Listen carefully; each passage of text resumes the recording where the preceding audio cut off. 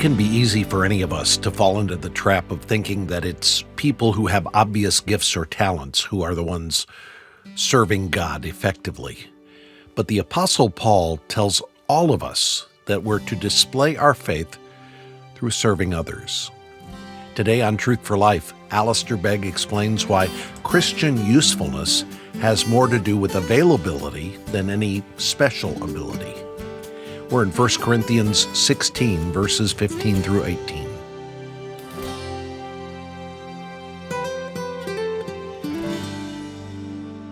When you show me people who claim to be converted without being devoted, I wonder what it was happened to them.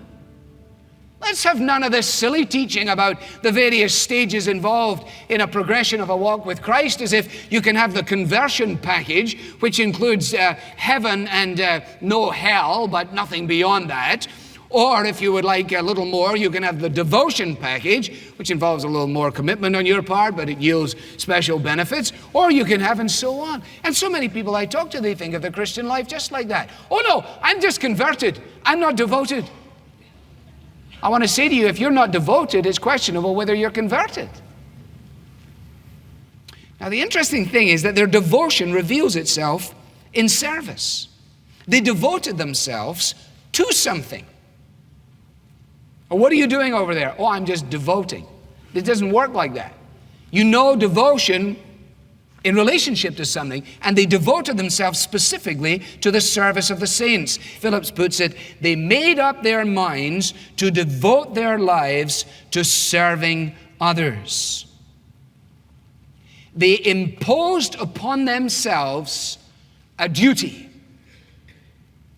Question: what is there about your Christian life and mine that speaks to the issue of self-imposed duty?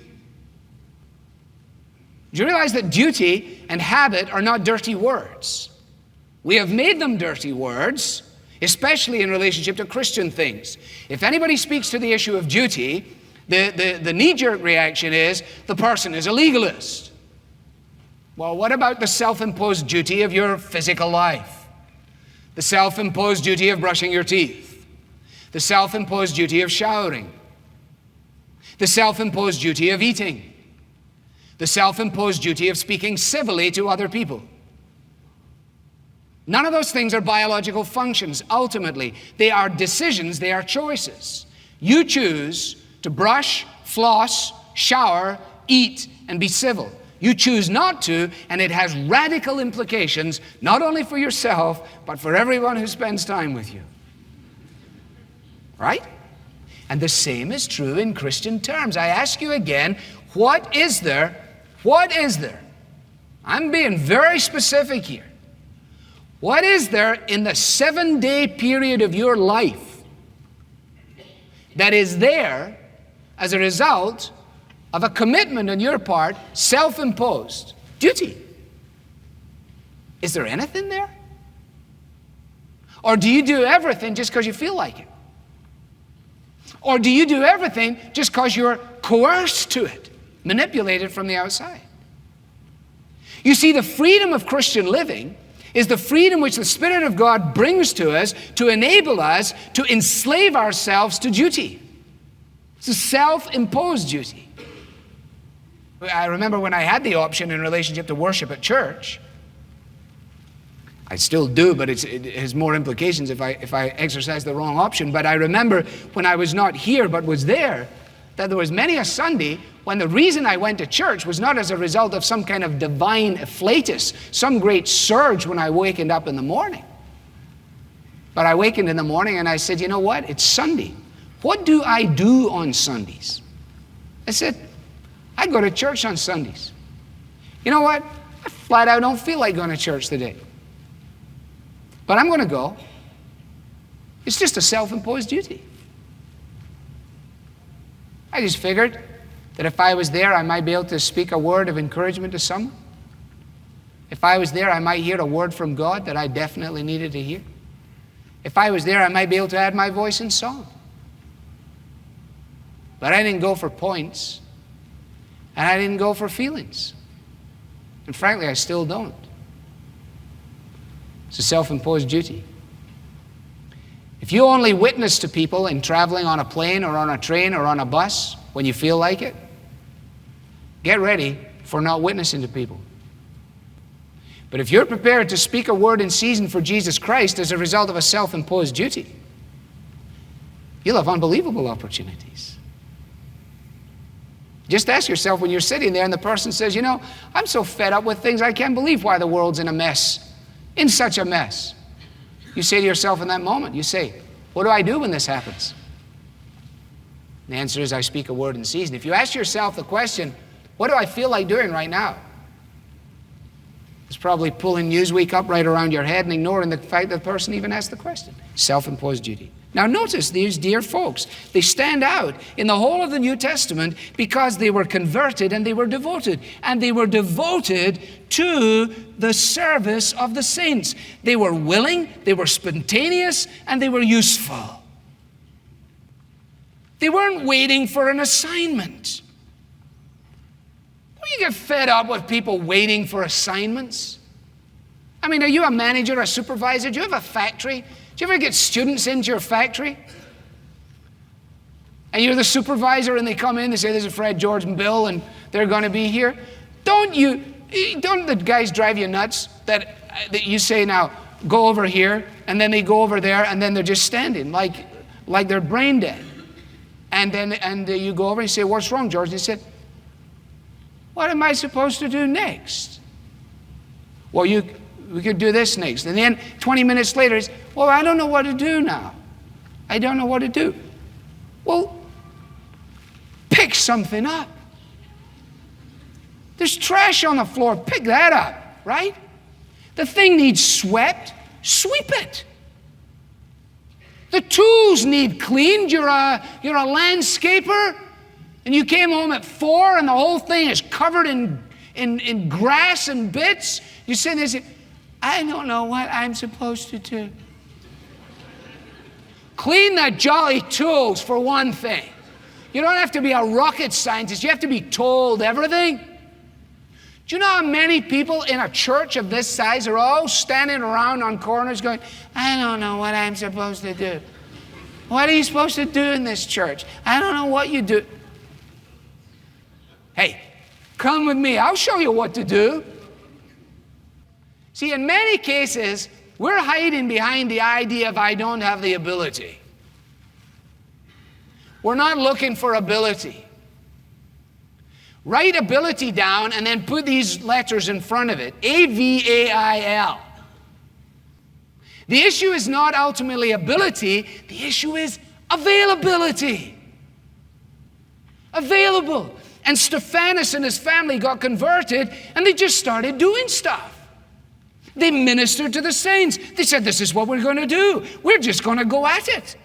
There's somebody over here needs a blanket, we'll run it over to them. Somebody over here needs a cup of cold water, we'll take that to them. Somebody needs me to sit with their children, we'll go sit with them. Somebody needs a word of encouragement, we'll give it to them. They weren't waiting for an assignment. They weren't waiting for prominence. They weren't waiting for position. They were involved in ministry.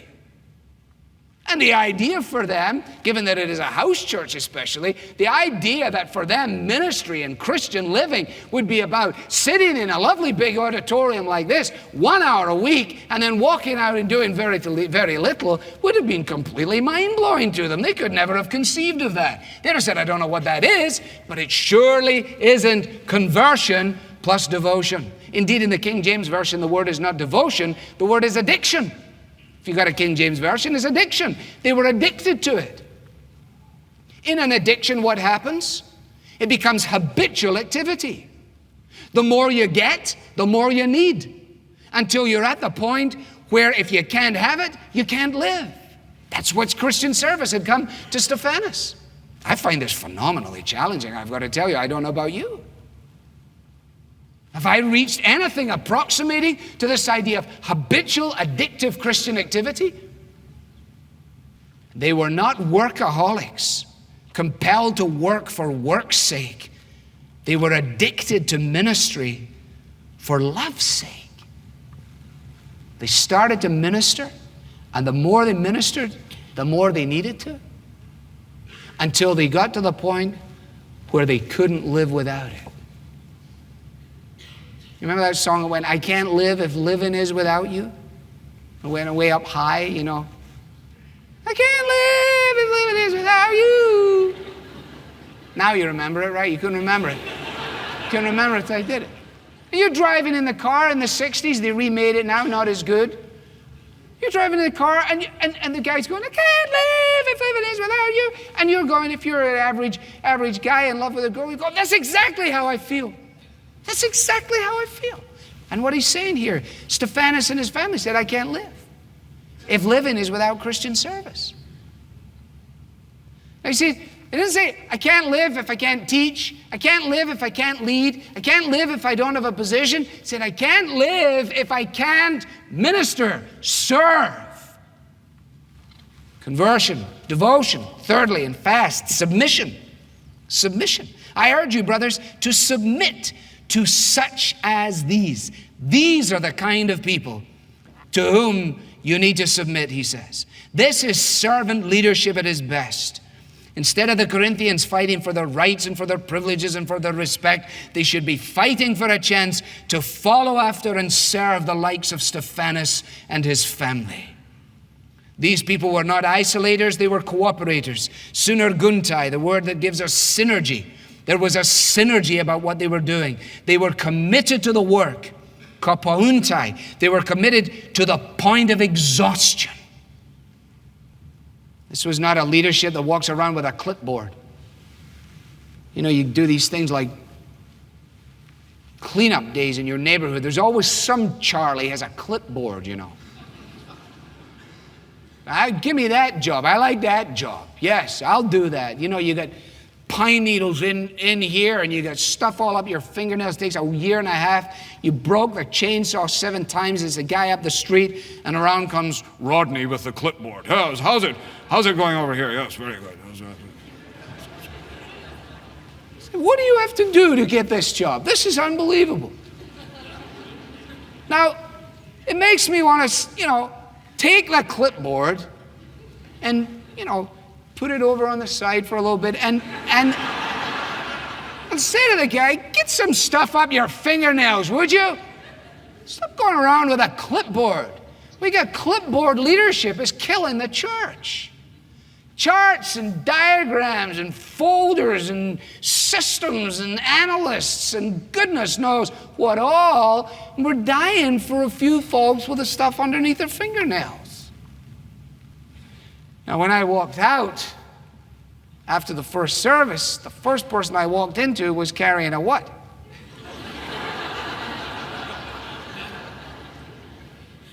A dear girl walking the halls with a clipboard. I said, look out. She said, what do you mean? I said, you'll find out. Well, let me tell you something. The illustration she made 10 times better. The key to submission in service is to wear the garment of humility. In 1 Peter 5, the garment of humility is the enkomboma, the apron of sacrificial service. And the girl with a clipboard was wearing the apron of service. So I guess it's okay to have a clipboard, provided we're wearing the apron. Clipboard without the apron, bit of a problem. Fourth and second last word, the word inspiration. Inspiration. Where does this come from? This is the one that is not there. He says, I urge you, brothers, to submit to such as these and to everyone who joins in the work and labors at it. I was so glad when Stephanus, Fortunatus, and Achaicus arrived, because they've supplied what was lacking from you. They refreshed my spirits, and they've refreshed your spirits too. In other words, he says, they just inspired me. They wound my clock. They floated my boat. They rang my bell. They unfurled my flag. They just topped up my battery. The importance of companionship. Why years after Carole King sang the song, You've Got a Friend, does a whole new generation find itself drawn to the song? Not so much for the melody line, but for the sentiment it conveys. When you're down and troubled and you need a helping hand. When nothing's going right. Close your eyes. Think of me. Soon I'll be there to brighten up even your darkest night. Yeah, this is the mighty Apostle Paul, inspired by the Spirit of God to write these immense letters, and yet he is a man, and that is all he is. And he is longing for companionship. And these three fellows walk in the door, and they pick up his spirits. You might just have a problem, said Stephanus as he walked in, that I understand. We all need somebody to lean on. Lean on me, Paul, he said. When you're not strong, I'll give you strength. I'll help you carry on. Now you just stand up if you're so self-sufficient that you don't need three buddies like that. Okay. You want to be a Stephanus, a Fortunatus, and a Achaicus to somebody? Do it. I'm not going to assign you. We're not going to match you up. Just walk around with your eyes open and your heart in tune with Jesus, and you'll be falling over yourself with an opportunity to be an inspiration. The very opposite of a drain. There are people who drain other people's batteries. Every time they see us coming, they're going, oh no, here he comes again. And I know I can be that to people. You take them that idea of ability and availability. My commitment to ability, even though I don't have much ability, is so bad that people who want to make themselves available feel that if the ability is not of a certain standard, they don't want to make themselves available because they might fail. And I need to learn what it is to see people with the privilege of failing. Otherwise, you just drain them. It's not a nice thought, but when I look into the mirror of the Word of God, I can really drain people's juice. I don't know about you. And I found myself saying, Lord, help me to be like these three guys. I'd like to recharge a few people's batteries. I'd like to be an inspiration. Togetherness builds us up, heals us, restores us. Togetherness prevents us from danger, disappointment, disaster, difficulty. Like cold water to a weary soul, says Solomon, is good news from a distant land. And these three men came walking in from a distant land, and Paul said, I was glad when they arrived. They filled me up. I was lacking. My battery was low. They refreshed my spirit, and yours also. Last word, recognition. Folks like this deserve recognition. You want to recognize some people, he says? Incidentally, the individuals have no right to seek recognition, but we have no right to withhold recognition. Indeed, in the King James Version, it puts it in the imperative accurately, acknowledge ye them that are such. The NIV says these people deserve recognition, and we can say, oh yes, they certainly do. The King James Version gets it right. Acknowledge them, recognize them, go up to them and tell them that the simple words, the little things, that which was apparently inconsequential has meant so much to you. See, it's a real disservice to God's people when we create the idea in our church that ministry is about teaching. That the real ministers are the teachers. The real ministers are the servants. Indeed, James, the brother of Jesus, gave a warning about being a teacher. Remember? Don't let many of you, he says, become teachers, because those who teach will be judged with greater strictness. But let's become like the household of Stephanus. They were sick, and we went to them. They were in jail, and we called on them. They were hungry, and we fed them. They were thirsty, and we gave them something to drink. Nobody saw. Nobody knew. Oh, sorry. Jesus saw. And Jesus knows. You see, you may think that you're involved in a ministry in this church that is so inconsequential because of the profile. Nobody really knows, nobody really sees. Indeed, you may be involved in a ministry to an individual, and the individual seems so downright unresponsive. You drive away from the house saying, I don't know why I should even go back there. Nothing seems to be happening at all. Well, do you remember the words of Jesus as he drew things in the minds of people to the thought of his return? And he said the king was going to come and separate the sheep from the goats, put one on one side, and that the king would sit on the throne and he would draw the people together and he would tell them that he was hungry and they gave him something to eat and so on. And the righteous will answer, Lord, when did we see you hungry and feed you, or thirsty and give you a drink? When did we see you as a stranger and invite you in, or needing clothes and clothe you? When did we see you as an overseas student, a Case Western student, totally removed from home, from family, and from friendship? When did we see you at Parkside Church and not take you home? Jesus says, inasmuch as you failed to do it to the least of these Case Western University students, you failed to do it to me. Lord, when did we see you in a jail? Inasmuch as you went to the dear folks behind bars, you went to me. I want to tell you, loved ones, that the whole future of Parkside Church is right down all these lines. Whether this church has an impact in the coming years will not ultimately be directly related to many of the things which have the highest profile, but I believe is going to be directly related to God's people understanding the ministry of Stephanus and his household. One of the greatest ways in which Cleveland and the environment will know that Jesus is alive is through the loving, serving, devoted lifestyle of ordinary Christian families, just like yours and just like mine. Conversion, devotion, submission, inspiration, recognition, conclusion.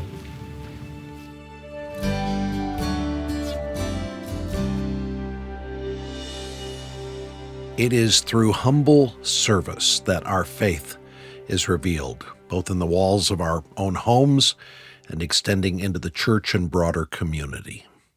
You're listening to Alistair Begg, and this is Truth for Life. I want to tell you today about a book that we believe you'll want to add to your library. It's called Saints and Scoundrels in the Story of Jesus. It's written by Nancy Guthrie, and of course the title is intriguing. You'll find the content equally intriguing. In this book, Nancy examines people or groups of people who came into contact with Jesus. Some of them rejected him, others welcomed him. Some did both. You can learn more about why well-known people in the Gospels responded to Jesus the way they did, and how Jesus responded to them when you request your copy of Saints and Scoundrels. You can do that as you donate today. To give, click the image you see in the mobile app, or visit us online at truthforlife.org/donate. I'm Bob Lepine. Thanks for listening. Whether your church has just a handful of faithful members or thousands of regulars, be sure to join us tomorrow to hear how we're all a part of something much bigger than we can imagine. The Bible teaching of Alistair Begg is furnished by Truth for Life, where the learning is for living.